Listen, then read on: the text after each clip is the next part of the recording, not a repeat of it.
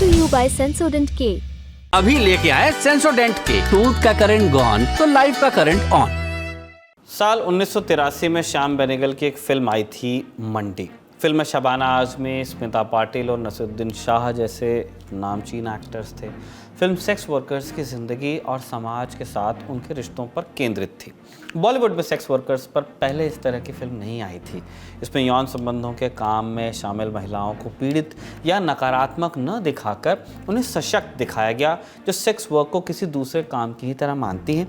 उन्हें हक होता है कि उन्हें कब काम करना है और वो किस ग्राहक को चुनना चाहती हैं। यहाँ से फिल्मों में सेक्स वर्कर्स को देखने का नज़रिया कुछ बदला, लेकिन समाज कितना बदला है इसकी बानगी गाहे बगाहे नज़र आती ही रहती है। आज 40 साल बाद उस फिल्म आने के मंडी शब्द फिर चर्चा में है। वजह अब तक आप जान ही गए होंगे। एक्टर कंगना रनौत पर कांग्रेस नेता सुप्रिया श्रीनेत की आपत्तिजनक टिप्पणी जो हुई, उसे लेकर विवाद चल रहा है। इसलिए आज के शो में इसी मुद्दे पर विस्तार से बात करेंगे कि महिला नेताओं को लेकर भारतीय राजनीति में इस तरह के बयान आसानी से क्यों दे दिए जाते हैं, महिला विरोधी बयानों पर राजनीतिक दल रोक क्यों नहीं लगा पाते हैं। इन सारी चीज़ों पर चर्चा होगी। नमस्ते, मैं हूं निखिल और आप देखना शुरू कर चुके हैं दी ललन टॉप शो।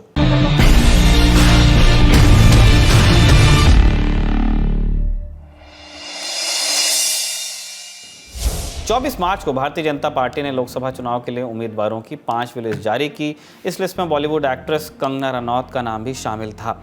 पार्टी ने उन्हें हिमाचल प्रदेश की मंडी लोकसभा सीट से उम्मीदवार बनाया।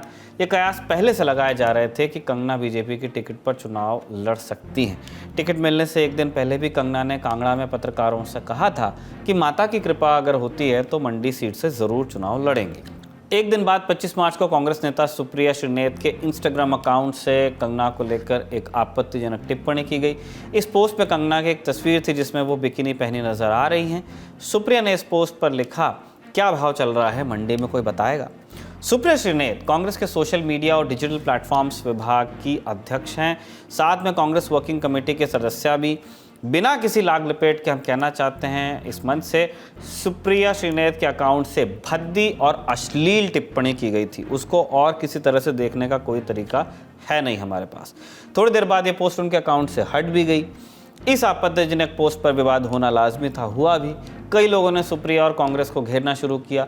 खुद कंगना रनौत ने एक्स पर लिखा कि अपने करियर के पिछले 20 सालों में एक कलाकार के रूप में मैंने हर तरह की महिलाओं का किरदार निभाया है।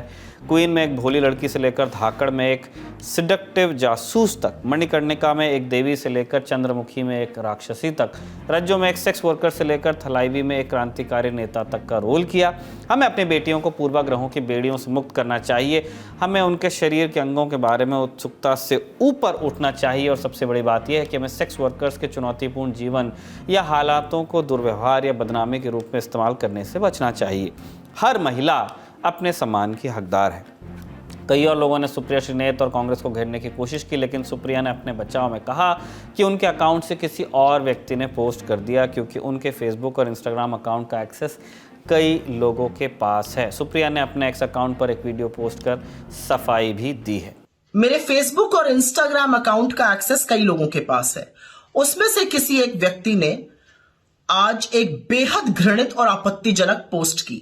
मुझे जैसे ही पता चला, मैंने सर्वप्रथम उस पोस्ट को डिलीट किया, क्योंकि जो कोई भी मुझे जानता है वो अच्छी तरह से जानता है कि मैं कभी भी किसी भी महिला के खिलाफ व्यक्तिगत भद्दी और भोंदी टिप्पणी कर ही नहीं सकती हूं। मैं इसकी घोर विरोधी हूं। फिर मैंने जानना चाहा कि आखिर यह कैसे हुआ। तब पता चला कि ट्विटर पर मेरा नाम का दुरुपयोग करके एक पैरोडी अकाउंट चलाया जा रहा है, सुप्रिया पैरोडी के नाम से। वहीं पर ये ऑब्जेक्शनेबल पोस्ट हुआ और वहीं से किसी ने कॉपी पेस्ट करके मेरे फेसबुक और इंस्टा पे डाला। मैं ये पूरी तरह से जानने में जुटी हूं कि जिन लोगों के पास एक्सेस था उनमें से किसने ये घृणित काम किया। साथ ही मैंने इस पैरोडी अकाउंट को भी ट्विटर को रिपोर्ट किया, क्योंकि ये पहली बार नहीं हुआ है। पहले भी मेरे नाम का दुरुपयोग करके जो हूबहू सुप्रिया श्रीनेत का अकाउंट लगता है, वहां से अनर्गल टिप्पणियां, भ्रमित बातें कही जाती हैं। मैंने सर्वप्रथम इसको ट्विटर को रिपोर्ट किया और इस अकाउंट को भी मैं बंद कराऊंगी, जैसे मैंने बाकियों को बंद कराया है। लेकिन मैं यहां पे बिल्कुल बोलना चाहती हूं कि मैं किसी भी सूरत में सार्वजनिक जीवन में भद्दी भोंडी व्यक्तिगत टिप्पणियों के खिलाफ हूं। न मैंने ऐसा कभी किया है और न मैं कर सकती हूं। विचारधारा की लड़ाई पुरजोर तरीके से, पूरी ईमानदारी से और पूरी मजबूती से लड़ने में मेरा यकीन है महिलाओं के खिलाफ मैं आपत्तिजनक शब्दों का प्रयोग ही नहीं कर सकती हूं। आज कंगना रनौत बीजेपी अध्यक्ष जेपी नड्डा से मिलने दिल्ली आई हैं। पत्रकारों ने उनसे सुप्रिया श्रीनेत की टिप्पणी पर जवाब मांगा तो कंगना ने कहा कि पार्टी इस पर कार्रवाई करेगी। वो जो मंडी जिसे छोटा काशी कहा जाता है, पूरे विश्व में छोटे काशी के नाम से प्रसिद्ध है, जहाँ पे ऋषि पराशर से लेकर ऋषि मार्कंडेय जी ने तपस्या की है, उसके बारे में इतनी भद्दी टिप्पणी तो हम सब मंडीवासी जो हैं वो बहुत ही कष्ट हमें हुआ है। इस विवाद के बीच राष्ट्रीय महिला आयोग ने चुनाव आयोग को एक पत्र लिखा है। इस पत्र में कांग्रेस नेता सुप्रिया श्रीनेत और एचएस अहीर के खिलाफ कार्रवाई की मांग की गई है। आयोग ने लिखा कि इस तरह का व्यवहार असहनीय है और महिलाओं के सम्मान के खिलाफ है। आयोग ने बताया कि रेखा शर्मा, जो कि आयोग की अध्यक्षा हैं, उन्होंने चुनाव आयोग को चिट्ठी लिखकर उनके खिलाफ तत्काल और सख्त कार्रवाई करने की मांग की है। इस मुद्दे पर दूसरे राजनेताओं और जानकारों ने क्या कहा है, अब वो भी सुनिए। सुप्रिया जी स्वयं social media department Congress party को जो है उसकी चेयरपर्सन है। मैं पूछना चाहती हूं कि अगर वो स्वयं अपने सोशल मीडिया हैंडल्स की जिम्मेदार नहीं है, अगर वो उन्हीं को प्रोटेक्ट नहीं कर सकती, तो कांग्रेस पार्टी के सोशल मीडिया के लिए कौन जिम्मेदार है? किसी भी महिला के बारे में इस तरीके का कमेंट करना बहुत दुर्भाग्यपूर्ण, काबिल एतराज। जब उन्होंने इनकार कर दिया कि उनका ये कमेंट नहीं है, भारत सरकार बीजेपी के पास है, वो आसानी के साथ ये पता कर सकती है कि ये किसकी हरकत है, किसने एक्सेस किया, किसने कमेंट किया। उसके बाद जिसने भी किया उसके खिलाफ कार्रवाई होनी चाहिए। कांग्रेस पक्ष के प्रवक्ता हो या कांग्रेस के नेता हो, ये भूल गए कि कांग्रेस को भी रिप्रेजेंट करने वाली इस देश की prime minister as a Indira Gandhi, as a Sonia Gandhi ji जो कांग्रेस को लीड कर रही हैं, और प्रियंका गांधी जिस पक्ष में है, एक महिला को सम्मान किस तरीके से करना चाहिए ये कांग्रेस भूल गई है क्या?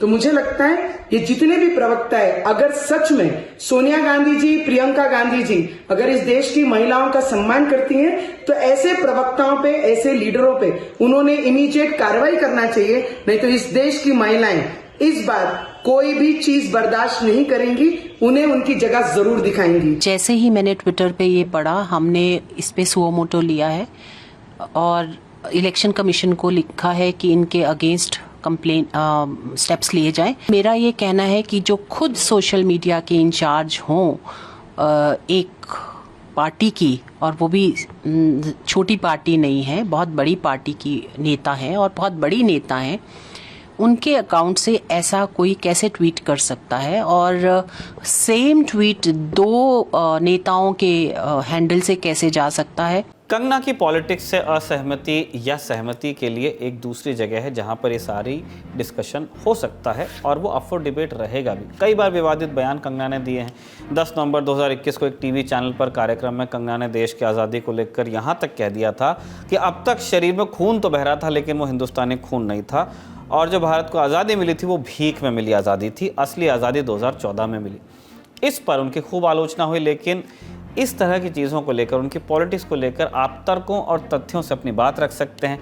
कोई निजी हमला करना, उस तरह की टिप्पणी करना जो सुप्रिया श्रीनेत ने की है और बाद में उसे हटाया है, आपत्तिजनक कमेंट करना किसी भी नज़रिए से सही नहीं कहा जा सकता है। लेकिन अब कांग्रेस नेता कंगना के ही पुराने बयानों को निकालकर सामने लाने की कोशिश कर रहे हैं। एक्टर उर्मिला मातोंडकर को लेकर कंगना का पुराना बयान सोशल मीडिया पर वायरल है। इसमें वो उर्मिला को सॉफ्ट पॉर्न स्टार कह रही हैं। यूथ कांग्रेस के राष्ट्रीय अध्यक्ष श्रीनिवास बीवी ने कंगना के इस पुराने वीडियो को शेयर कर लिखा है कि सुप्रिया श्रीनेत के अकाउंट से जो पोस्ट किया गया वो पूरी तरह आपत्तिजनक था। उन्होंने न सिर्फ उसे डिलीट किया बल्कि स्पष्टीकरण देते हुए कड़े शब्दों में निंदा भी की है। आपने क्या किया? आप उर्मिला मातोंडकर को लाइव टीवी पर सॉफ्ट पॉर्न स्टार कह रही थी, क्या आपने उसकी निंदा की है? आरोपों की पत्थरबाजी चलती रहेगी क्योंकि इसकी फहरिस्त ही लंबी है। भारतीय राजनीति महिलाओं के पसंद नापसंद, उनकी आज़ादी, उनकी उपलब्धियों को लेकर कितनी असंवेदनशील रही है, ये अलग से हमको बताने की जरूरत नहीं। सिर्फ आम महिलाएं नहीं, राजनीति में आने वाली महिलाएं अपने पुरुष समकक्षों से ही आए दिन सेक्सिज्म का शिकार होती रहती हैं। ताज़ा उदाहरण भी आप देख लीजिए। पश्चिम बंगाल के मेदिनीपुर से बीजेपी सांसद दिलीप घोष ने 26 मार्च को सीएम ममता बनर्जी को लेकर महिला विरोधी बयान दिया। घोष ने कहा कि ममता बनर्जी खुद को कभी गोवा की बेटी बताती हैं, कभी त्रिपुरा की बेटी बताती हैं। ममता बनर्जी ये बताएं कि उनके असली पिता कौन है। किसी की भी बेटी होना ठीक नहीं। इस पर टीएमसी नेता सुष्मिता देव ने दिलीप घोष के बयान को आरएसएस की सोच बता दिया। उन्होंने कहा कि इस मामले पर राष्ट्रीय महिला आयोग चुप क्यों है। पहचान दे, इस तरह का वक्तव्य हमारे देश के परंपरा में महिलाओं के प्रति हमने कभी नहीं सुना। मैं देख रही हूं कि पिछले 2 दिन से भारतीय जनता पार्टी अपने एक महिला प्रत्याशी के अपमान के बारे में बहुत लंबी लंबी भाषण दे रहे हैं, पर इस देश के एकमात्र महिला मुख्यमंत्री को लेकर जिस तरह का वक्तव्य बीजेपी कर रही है, मेरा मानना है ये हमारे देश के और राजनीति के परंपरा के खिलाफ है। पर भारतीय जनता पार्टी फ्रस्ट्रेटेड है बंगाल में, वो हार रही है और जितना अपमान ममता दीदी का बीजेपी करेगी उतने ही लोग ममता दीदी के साथ रहेंगे। मैं दिलीप घोष जी से कहना चाहती हूँ, आपकी जो यह गंदी सोच है महिलाओं के बारे में, ये कहाँ से आती है हम सबको पता है। ये आरएसएस की सोच है जो नारी शक्ति के खिलाफ है। आज तक आरएसएस के किसी शाखा में कोई भी महिला पैर तक नहीं रख सकती। क्यों? क्योंकि महिलाएं आपकी नजरों में समान है ही नहीं। नारीवादी चर्चाओं में अंग्रेजी के एक वाक्य का अक्सर इस्तेमाल होता है कि gender is a social construct, यानी किस व्यक्ति को किस तरह से व्यवहार करना है ये समाज ने तय किया हुआ है। पितृसत्ता नाम की जो गाड़ी है वो इस ढांचे को आगे बढ़ाते रहना चाहती है, इसलिए घर से लेकर राजनीति तक महिलाओं को लेकर अक्सर ऐसे पूर्वाग्रह सामने आते रहते हैं। उन्हें पुरुषों के मुकाबले कमतर होने का एहसास कराया जाता है। सिर्फ यही तक नहीं, उनके शरीर के अंगों को लेकर बेझिझक टिप्पणियां कर दी जाती है। भारत के राजनीतिक इतिहास को आप देखेंगे तो महिलाओं को लेकर सहज होना हमने कभी स्वीकार नहीं किया। इंदिरा गांधी जब 1966 में प्रधानमंत्री बनी तो राम मनोहर लोहिया ने उन्हें गूंगी गुड़िया कह दिया। महिलाओं के खिलाफ अपमानजनक टिप्पणी को लेकर इसे संदर्भ बिंदु की तरह देखा जाता है। इसके बाद कई नेताओं ने ऐसे बयान दिए जिनमें सीधे सीधे उनकी बॉडी शेमिंग की गई, उन्हें सेक्सुअली ऑब्जेक्टिफाई किया गया, यानी महिलाओं को एक स्वतंत्र व्यक्ति के रूप में ना देखकर उन्हें सिर्फ पुरुष की यौन इच्छा के लिए बनाई गई एक वस्तु की तरह देखा गया। जून 1997 में महिला आरक्षण पर लोकसभा में चर्चा हो रही थी। तब जदयू के पूर्व अध्यक्ष शरद यादव ने बयान दिया था कि प्रकटी महिलाएं हमारी महिलाओं यानी ग्रामीण महिलाओं के बारे में क्या समझेंगी और क्या सोचेंगी। बाद में उन्होंने वैसे सफाई दी, कहा कि प्रकटी महिलाओं से उनका मतलब शहरी और तथाकथित ऊंची जाति की महिलाओं से था। अब आप सोचिए कि इस एक्सप्लेनेशन को आप कैसे लेंगे। महिला आरक्षण बिल का विरोध करते हुए अप्रैल 2010 में योगी आदित्यनाथ ने एक बयान दिया था। तब वो गोरखपुर से लोकसभा सांसद थे। हिंदुस्तान टाइम्स से बातचीत में आदित्यनाथ ने कहा था कि इसका आकलन होना चाहिए कि महिला आरक्षण से उनकी भूमिकाएं प्रभावित नहीं होंगी। अगर पुरुष महिलाओं की प्रवृत्ति अपनाते हैं तो वो भगवान होते हैं, लेकिन अगर महिलाएं पुरुषों की प्रवृत्ति अपनाती हैं तो वो राक्षस हो जाती हैं। महिलाओं की आज़ादी के पश्चिमी विचार को भारतीय संदर्भ में सही तरीके से विश्लेषण करना चाहिए। अक्टूबर 2012 में नरेंद्र मोदी बहैसियत गुजरात के मुख्यमंत्री हिमाचल में एक रैली को संबोधित कर रहे थे। तब उन्होंने शशि थरूर की पत्नी सुनंदा पुष्कर को लेकर टिप्पणी की। कहा कि भाइयों बहनों बता दीजिए, इस देश ने कभी किसी की 50 करोड़ की गर्लफ्रेंड देखी है क्या? 50 करोड़ की गर्लफ्रेंड इस गरीब देश में, और उस समय माहौल इतना ख़राब हो गया कि उनसे इस्तीफ़ा भी ले लिया गया। अभी भी वो मामले ऐसे के ऐसे लटके हुए हैं। कल भी उनको फिर से एक बार मंत्री बनाकर बाइज्जत बरी कर दिया गया। बिहार के पूर्व मुख्यमंत्री रहे लालू प्रसाद यादव ने भी एक बार कहा था कि वो बिहार की सड़कों को हेमा मालिनी के गाल की तरह बना देंगे। उनके इस बयान की खूब आलोचना हुई। 2.5 साल पहले महाराष्ट्र के मंत्री गुलाबराव पाटिल ने भी इसी तरह का बयान दिया था कि उनके विधानसभा की सड़कें हेमा मालिनी के गाल की तरह चिकनी हैं। बयान पर विवाद बढ़ा तो उन्होंने माफ़ी मांग ली। तब हेमा मालिनी ने कहा था कि इस तरह के बयानों का चलन लालू प्रसाद यादव ने शुरू किया। जून 2013 में समाजवादी पार्टी के नेता ओम प्रकाश सिंह ने मायावती को लेकर एक बेहद भद्दी टिप्पणी की। कहा कि आपने मायावती जैसी बदसूरत महिला को 5 साल तक बर्दाश्त किया है, अब आप बस कुछ मिनटों के लिए ध्यान नहीं दे सकते। महिला या महिला नेताओं पर घटिया बयानबाजी की लिस्ट गिनाने में समय बहुत बीत जाएगा। 2013 का दिग्विजय सिंह का बयान है, उन्हीं की पार्टी की सांसद थी मीनाक्षी नटराजन। 100 टन माल उन्होंने कह दिया। बाद में उन्होंने कहा मैं तो शुद्ध सोना कहना चाह रहा था। ऐसे बयानों को लेकर पुरुष राजनेता इतने सहज क्यों रहते हैं, ये हमने समझने की कोशिश की इंडिया टुडे की पत्रकार प्रीति चौधरी से। बहुत आसान होता है। अगर आप देखें, कोई भी महिला अगर पॉलिटिक्स राजनीतिक क्षेत्र में आती है, एक पॉलिटिशियन की उससे चुनाव लड़ना चाहती है, तो उसके चरित्र को, उसके जैसे वो दिखती है उसके ऊपर बहुत आसान होता है टिप्पणी करना। उसका कैरेक्टर असैसिनेट जब हम अंग्रेजी में करते हैं बहुत आसानी से कहते हैं। और मैं ये क्यों कहती हूँ, मुझे अभी भी याद है कि जब जयाप्रदा ने चुनाव लड़ा था रामपुर से मुझे अभी भी याद है, उनके खुद के पार्टी के नेता उस वक्त और हम कवरेज कर रहे थे, आजम खान ने उनके अंडरवेयर को लेकर एक बहुत ही असहज बयान दिया था। और यहाँ तक सीमित नहीं रहता, जब एक दिग्विजय सिंह अपनी ही पार्टी की महिला को टंचमाल बड़े आराम से बुला लेते हैं, जब प्रियंका गांधी के गालों के बारे में ज़्यादा बात होती है, जब उन्हें यूपी का चार्ज दिया जाता है, जब सोनिया गांधी को एक कांग्रेस की विधवा कहा जाता है, स्मृति ईरानी को पार्लियामेंट में ठुमके वाली कहा जाता है, मैं इस पे भी आपको फोकस करना चाहूंगी, क्योंकि ये सिर्फ जो पुरुष जो कमेंट्री देते हैं सिर्फ पुरुषों तक सीमित नहीं रहता है। इस वक्त बहुत कहेंगे कि आप पिछली वाली बातें क्यों लेके आ रहे हो, पर कंगना रनौत ने भी उर्मिला मातोंडकर को एक सॉफ्ट पॉर्न स्टार बोला है। ये सिर्फ पुरुषों तक नहीं सीमित रहता है, ये महिलाएं भी करती हैं, क्योंकि एक ये सामाजिक विषय है जो पॉलिटिक्स में बहुत जल्दी कन्वर्ट हो जाता है। अगर किसी महिला को नीचा दिखाना है, अगर किसी महिला को नीचे पुल करना है, उसके चरित्र पे, उसके चाल चलन पर, जैसी वो दिखती है, जैसे वो कपड़े पहनती है, उस पे अटैक करो, क्योंकि ये सबसे ज्यादा चिपकता है। महिला नेताओं को कमतरी का एहसास कराने के लिए ऐसी टिप्पणियां तब हो रही हैं जब हम कई मामलों में लैंगिक असमानता से जूझ ही रहे हैं। लोकसभा में अब भी सिर्फ 82 महिला सांसद हैं, यानी कि 15% टोटल का। मुख्य राष्ट्रीय पार्टियां बीजेपी और कांग्रेस की लोकसभा में महिलाओं का जो प्रतिनिधित्व है वो सिर्फ 14% है। ये हाल तब है जब हर राजनीतिक दल महिलाओं के आसपास आइडेंटिटी पॉलिटिक्स करते नजर आता है। सिलेंडर आया नहीं कि पॉलिटिक्स चालू हो जाती है, लेकिन ये बात अलग है कि वो उन्हें समान जिम्मेदारी या अधिकार, पावर नहीं देना चाहते। सिर्फ लोकसभा की ही बात क्यों करें, जो राज्यों की विधानसभाएं हैं वहाँ भी महिलाओं की संख्या और कम है, लोकसभा से भी कम है। विधानसभा में सिर्फ 9% जो सीटें हैं महिलाओं के पास। कुछ राज्यों में स्थिति और भी खराब नजर आती है, जैसे हिमाचल प्रदेश की विधानसभा में सिर्फ 1% महिला है, नागालैंड में 3%, असम और तमिलनाडु विधानसभा में 5% महिला विधायक हैं सिर्फ। वर्ल्ड इकोनॉमिक फोरम की ग्लोबल जेंडर गैप रिपोर्ट 2023 बताती है कि भारत को लैंगिक समानता हासिल करने में 131 साल का समय लग जाएगा। लैंगिक समानता के मामले में 140 देशों में भारत की रैंकिंग है 127। देश की राजनीति में जेंडर को लेकर कितनी संवेदनशीलता है ये आपने आंकड़ों और बयानों के जरिए देख लिया, लेकिन महिलाओं को लेकर बयानबाजी सिर्फ उनकी सेक्सुअलिटी तक सीमित क्यों हो जाती है, ये हमने एक्सपर्ट से समझने की कोशिश की। समाज ने महिलाओं और पुरुषों के लिए दोहरे मापदंड बना रखे हैं। पुरुषों को उनके काम से जाना जाता है, उनकी सोच, उनको विजनरी कहा जाता है, दूरदर्शी कहा जाता है, लेकिन महिलाएं कुछ भी कर लें, किसी भी ओहदे पर पहुंच जाएं, कितनी भी पढ़ लिख जाएं, लेकिन उनको आखिर में अगर कुछ मापना है तो उनके चरित्र से माप दिया जाता है। ये हम हर फील्ड में देख रहे हैं। और दूसरी चीज ये आप अगर देखें कि राजनीति में, खास तौर से भारत में, अगर हम इसको ठीक से ऑब्जर्व करें तो देखें कि अगर महिला मैरिड है तो उसके ऊपर सारे जो शादीशुदा महिला के चिन्ह हैं वो सारे सिंबल्स होने चाहिए, और अगर अनमैरिड है तो वो बिल्कुल संत लगनी चाहिए, तभी वो राजनीति में अच्छा कर पाती है।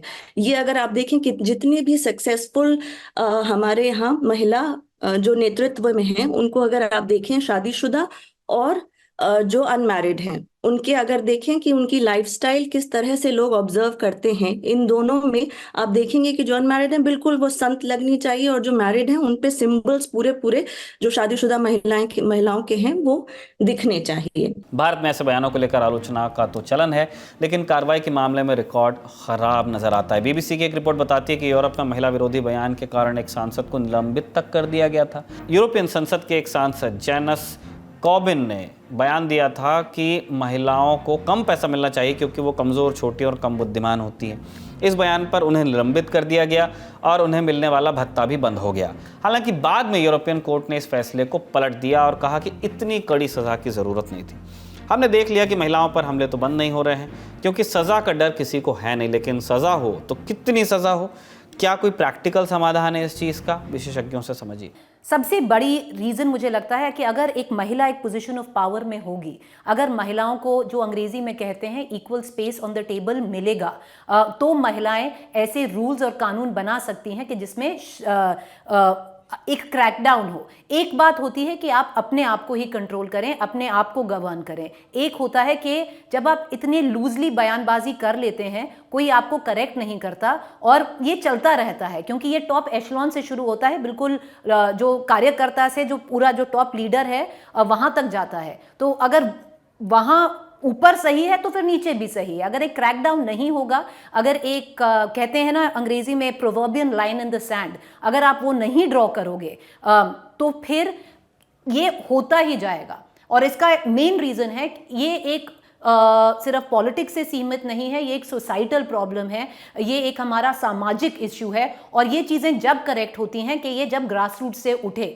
रिप्रेजेंटेशन मिले। अगर हमारे सांसद में महिलाएं हैं तो महिलाएं एकजुट होकर कानून नहीं, एक कहते हैं ना प्रेशर ग्रुप बना सकती हैं संसद में, और कोई फिर बहुत मुश्किल से कोई कुछ बोल पाएगा महिलाओं के लिए, क्योंकि एक वो प्रेशर ग्रुप रहेगा, पर वो रिप्रेजेंटेशन है नहीं। और अगर है तो एक वीकर लेवल पे है, जहां पर महिलाएं कभी कभार महिलाओं को अटैक करती हैं, क्योंकि उनको लगता है कि एक विचारधारा से जुड़ने से उनको फायदा मिल रहा है, उनको आगे जाया जा रहा है। तो आपको महिलाओं को एक सेंस ऑफ कम्युनिटी देना होता है। कहते हैं ना, अगर जात क्या है, क्योंकि हम जात की इतनी बारी बात करते हैं, इंडिया में वो जात महिलाएं हैं। और अगर एक महिलाएं अपने आप को एक जात समझे, इकट्ठा बॉन्ड हो और उनको पब्लिक रिप्रेजेंटेशन मिले, पोजीशन ऑफ पावर मिले, equal place on the table मिले, चेंज वहां से आएगा। उम्मीद करते हैं कि भारत में भी राजनीतिक दल ऐसे बयानों के खिलाफ कार्रवाई करेंगे, ताकि सालों से बराबरी की लड़ाई लड़ रही महिलाएं राजनीतिक स्पेस में आगे आएं, अपने हित की बात खुद करें। अब चलते हैं दिन की सुर्खियों पर। पहली सुर्खी दिल्ली से। दिल्ली के मुख्यमंत्री अरविंद केजरीवाल 28 मार्च तक प्रवर्तन निदेशालय ईडी की रिमांड पर हैं। उनकी गिरफ्तारी के खिलाफ आज आम आदमी पार्टी के कार्यकर्ताओं ने विरोध प्रदर्शन किए। वो प्रधानमंत्री मोदी के आवास का घेराव करने निकले। पार्टी के कार्यकर्ता पटेल चौक मेट्रो स्टेशन पर इकट्ठा होना शुरू हुए थे। यहां पुलिस ने धारा 144 लगा दी, जिस कारण कार्यकर्ताओं को एकत्रित होने और विरोध करने की अनुमति नहीं मिल सकी। पुलिस ने इस दौरान कई प्रदर्शनकारियों को हिरासत में भी लिया, जिनमें पंजाब के कैबिनेट मंत्री हरजोत सिंह बैंस भी शामिल हैं। कार्यकर्ता केजरीवाल की गिरफ्तारी को अवैध बताते हुए उनकी जल्द रिहाई की मांग कर रहे थे। हमारी डिमांड ये है कि हमारे नेता अरविंद केजरीवाल को फौरन रिहा किया जाए। उनकी गिरफ्तारी गैर कानूनी है। मोदी जी को डर है कि आने वाले लोकसभा चुनाव में अरविंद जी प्रचार ना करें, उनको प्रचार करने से रोकने के लिए गिरफ्तार किया गया है। वहीं दूसरी तरफ भाजपा के कार्यकर्ताओं ने केजरीवाल के इस्तीफे की मांग को लेकर प्रदर्शन किए। भाजपा कार्यकर्ता पुलिस की बैरिकेडिंग तोड़कर दिल्ली सचिवालय की तरफ बढ़ रहे थे। पुलिस ने कार्यकर्ताओं को रोकने के लिए वाटर कैनन का इस्तेमाल भी किया। इस दौरान बीजेपी प्रदेश अध्यक्ष वीरेंद्र सचदेवा समेत कई कार्यकर्ताओं को पुलिस ने हिरासत में लिया। वीरेंद्र सचदेवा का कहना था कि दिल्ली का मुख्यमंत्री बेईमान है और उसने जनता को लूटा है। सचदेवा ने और क्या कहा, आप सुन लीजिए। कोई सरकार नहीं चल रही। आम आदमी पार्टी का जैसे चरित्र फर्जी है, इनके आदेश भी फर्जी है। 9-10 सालों से आप सरकार में, लोगों को पानी मिल नहीं रहा, बिल गलत आ रहे हैं, गंदा पानी आ रहा है। आज आपको पानी की चिंता याद आ रही है। अस्पतालों में नकली दवाइयां देने का काम अरविंद केजरीवाल ने किया। लोगों को जान से खेलने का काम अरविंद केजरीवाल ने किया। आज इनको स्वास्थ्य की चिंता हो रही है। सिर्फ सारा का सारा फर्जी वाला अरविंद केजरीवाल, कट्टर बेईमान, इस्तीफा देना होगा। दिल्ली की नई शराब नीति में हुए कथित घोटाले को लेकर गिरफ्तार की गई बीआरएस नेता के कविता को आज कोर्ट से राहत नहीं मिल पाई। दिल्ली की राउस एवेन्यू कोर्ट ने उन्हें 14 दिनों के लिए न्यायिक हिरासत में जेल भेज दिया। ईडी की हिरासत पूरी होने के बाद आज के कविता को राउस एवेन्यू कोर्ट लाया गया था, जहां उन्हें राहत नहीं मिल सकी। के कविता की अंतरिम जमानत पर कोर्ट 1 अप्रैल को सुनवाई करेगी। इससे पहले ईडी ने कोर्ट में अपनी दलील में कहा कि के कविता काफ़ी प्रभावशाली व्यक्ति हैं और वो सबूतों से छेड़छाड़ कर सकती हैं। इस दौरान के कविता ने अपने ऊपर लग रहे आरोपों को मनगढ़ंत बताया। उन्होंने कहा कि ये मनी लॉन्ड्रिंग का मामला नहीं है, बल्कि पॉलिटिकल लॉन्ड्रिंग का मामला है। अरविंद केजरीवाल ने आज ईडी हिरासत से दूसरा आदेश जारी किया। उन्होंने अपने आदेश में दिल्ली के स्वास्थ्य मंत्री से यह सुनिश्चित करने को कहा कि अस्पतालों और मोहल्ला क्लिनिकों में लोगों को मुफ्त दवाएं मिलती रहें। दिल्ली के स्वास्थ्य मंत्री सौरभ भारद्वाज ने प्रेस कॉन्फ्रेंस कर इस फैसले की जानकारी दी है। हमारे अरविंद केजरीवाल जी ऐसे मुख्यमंत्री हैं, ऐसी मिट्टी के बने हैं कि वहाँ ईडी की हिरासत में भी उनको ये लगा हुआ है कि कहीं ऐसा तो नहीं कि मैं हिरासत में चला जाऊं और पीछे से दिल्ली के लोगों की परेशानियां बढ़ जाएं। और एक विषय उनके दिल के हमेशा बड़ा करीब रहा, दिल्ली की स्वास्थ्य व्यवस्थाएं, कि दिल्ली के अस्पतालों में समय पे इलाज मिले, गरीब को भी मिले, मिडिल क्लास को भी मिले, मुफ्त इलाज मिले, मुफ्त दवा मिले, मुफ्त टेस्ट मिले। केजरीवाल द्वारा हिरासत से भेजे गए इन आदेशों को लेकर बीजेपी ने एलजी और ईडी से शिकायत दर्ज की है। बीजेपी नेता मनजिंदर सिंह सिरसा ने इस संबंध में दिल्ली के उपराज्यपाल वीके सक्सेना और ईडी के समक्ष शिकायत दर्ज कराते हुए इसे असंवैधानिक बताया है। बीजेपी नेता ने इस पर कार्रवाई की मांग भी की है। अगली सुर्खी पंजाब से है। लोकसभा चुनाव को लेकर ये सुर्खी आई है। पंजाब भाजपा ने एक बड़ा ऐलान कर दिया। ऐलान लोकसभा चुनाव अकेले लड़ने का। पंजाब बीजेपी के अध्यक्ष सुनील जाखड़ ने आज एक वीडियो संदेश जारी किया। इसमें उन्होंने बताया कि पार्टी ने पंजाब में अकेले चुनाव लड़ने का फैसला राज्यों के लोगों, पार्टी के कार्यकर्ताओं और स्थानीय नेताओं की राय के आधार पर ले लिया है। जाखड़ का कहना है कि पंजाब में जो काम प्रधानमंत्री मोदी के कार्यकाल में हुए हैं उतने किसी और ने नहीं किए। बीते कुछ दिनों से भाजपा और शिरोमणि अकाली दल के बीच पंजाब में सीटों के बंटवारे को लेकर अनबन चल रही थी। पंजाब में 13 सीटें हैं लोकसभा की, जहां से अकाली दल 9 सीटों पर चुनाव लड़ने का मन बना रही थी और बाकी 4 सीटें बीजेपी को देने चाहती थी, पेशकश की थी, ऐसी खबरें आई। मीडिया रिपोर्ट्स के अनुसार बीजेपी को यह प्रस्ताव मंजूर नहीं था। बड़ी पार्टी होने के नाते बीजेपी अधिक सीटों की मांग कर रही थी। पिछला लोकसभा चुनाव दोनों पार्टियों ने साथ मिलकर लड़ा था, लेकिन दोनों को कुछ खास परिणाम हासिल नहीं हुआ। कांग्रेस 8 सीटें जीतने में कामयाब रही, जबकि भाजपा और अकाली दल ने 2 सीटों पर अपनी जीत दर्ज की। वहीं एक सीट आम आदमी पार्टी के भी हिस्से आई थी। आम आदमी पार्टी और कांग्रेस अन्य जगहों पर साथ में चुनाव लड़ रहे हैं, जबकि पंजाब में इन दोनों पार्टियों ने भी अलग अलग चुनाव लड़ने का मन बनाया है। पंजाब में 1 जून को होने वाले लोकसभा चुनाव में बहुदलीय मुकाबला देखने को मिल सकता है। ये था आज का दी ललन टॉप शो। अगले एपिसोड में आपसे मुलाकात होगी, ऐसी कामना के साथ लेते हैं विदा। शुक्रिया, शुभ रात्रि।